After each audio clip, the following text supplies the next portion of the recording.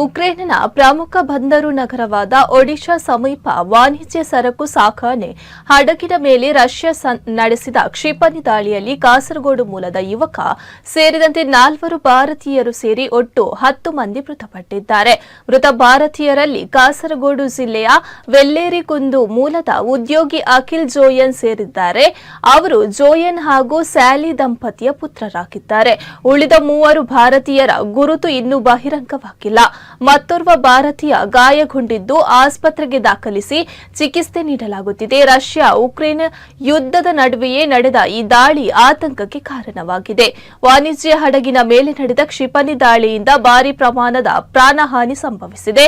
ಈ ಘಟನೆಯನ್ನು ಭಾರತ ಸರ್ಕಾರ ತೀವ್ರವಾಗಿ ಖಂಡಿಸಿದ್ದು, ಭಾರತೀಯರು ಪ್ರಯಾಣಿಸುತ್ತಿದ್ದ ವಾಣಿಜ್ಯ ಹಡಗಿನ ಮೇಲೆ ದಾಳಿ ನಡೆಸಿರುವುದು ಅತ್ಯಂತ ಖಂಡನೀಯ ಹಾಗೂ ವಿಷಾದನೀಯ ಎಂದು ಹೇಳಿದೆ.